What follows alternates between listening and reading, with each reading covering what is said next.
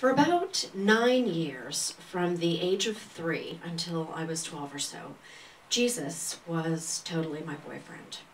Not my flesh and blood boyfriend, of course, but for a preteen, it was close enough. I was a patient person. I knew that one day he would make himself known to me and we would be able to actualize the throbbing, tiger beat style LUV that we felt for each other. It's not that I wanted to be a nun or anything, au contraire. I was attending a Catholic school at the time, so I knew that living in a convent would mean a lifetime of deprivation and nurses' shoes.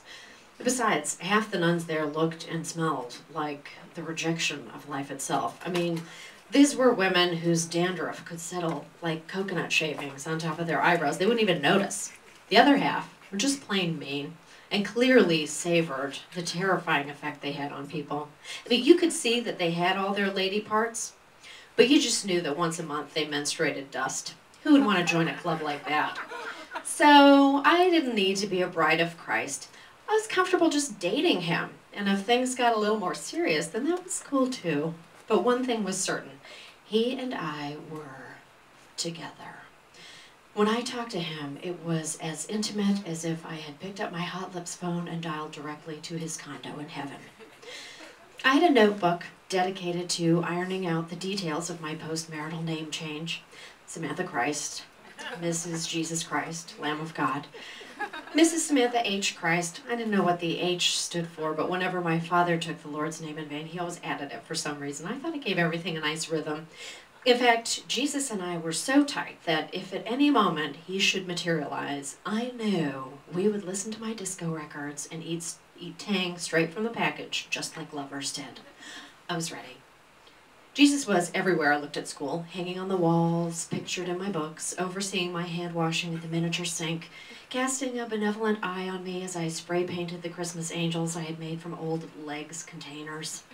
My Catholic school was considered progressive, which meant that my Jesus wasn't blood-soaked and scary, hanging from the cross with his eyes rolled back into his head in the final agonizing relief of his life force, though there was a place in my heart for that guy too.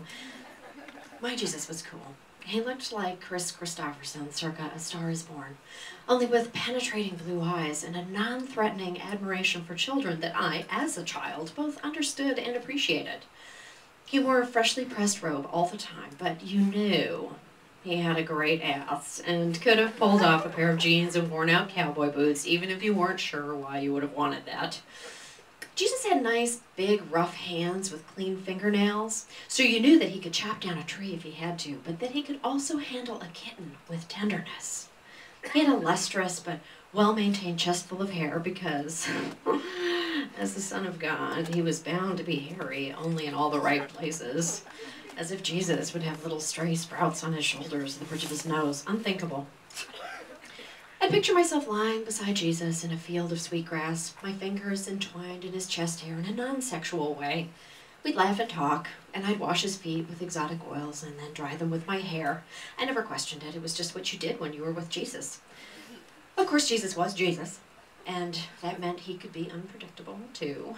He was always on the verge of materializing in some crazy place. You never knew when or where. A person had to be prepared to get down on their hands and knees and wash and dry those precious Jesus feet, and I was. I'd play a game with myself as I walked down the street. If Jesus appeared to me right now, where would I get a big bowl to put his feet in? I'd wonder. If I go into that diner, would they lend me a dish towel for him to sit on so that he doesn't sully his robe? I challenged myself to see Jesus in all the panhandlers. What if that guy in the poo-stained tracksuit was Jesus? Could I really dry his feet with my hair? Of course I could. As soon as his Jesusness was definitively proven by way of either A, careful inspection of his crucifixion wounds, or B, some kind of unearthly glow, possibly, hopefully, in the form of a halo. Jesus was no slouch. When he sang to me, which he often did in my girlhood fantasies, he always sounded a bit like Kenny Loggins, another bearded dude I was quite fond of, most likely because he reminded me of Jesus. And I loved that he had a temper. I mean, most of the time he was quite level-headed, but when he banished those merchants from the temple in a fury, that's when I knew that he was real husband material. Not that he would be violent with me, but because the fact that he could get a bit hot under the collar meant that he was passionate, a bit of a roughneck, the kind of guy who would defend my honor as required. It didn't hurt that his representative in my life was a smoking hot priest at school named Father Andy. With Jesus busy elsewhere, Father Andy was a suitable flesh and blood substitute for my affections. He didn't have Jesus' sexual magnetism, but he wore robes all the time and looked enough like Peter Frampton to make an impression. Father Andy's laissez-faire attitude was supposed to turn us on to Christ in a fresh, hip, non-judgmental way, but in the end, turned us on to something completely different, including jealousy. Fancying myself the only girl in class mature enough to handle a long-term relationship, I was shocked when all of the other girls simultaneously discovered cosmetics the moment Father Andy started coming into our classroom. One day, I walked into class, and all of these formerly fresh-scrubbed girls were wearing shimmery pink lip glosses in various shades of whore.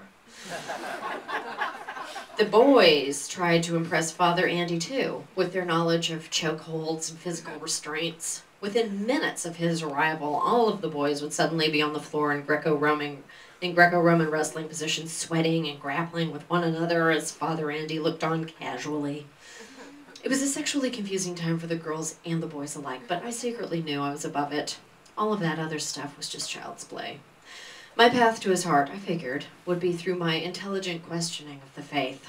I thought that if I just asked the right philosophical questions, I would impress Father Andy with my worldliness, and then we would hug each other tightly and run away from the church together to raise baby rabbits for a living.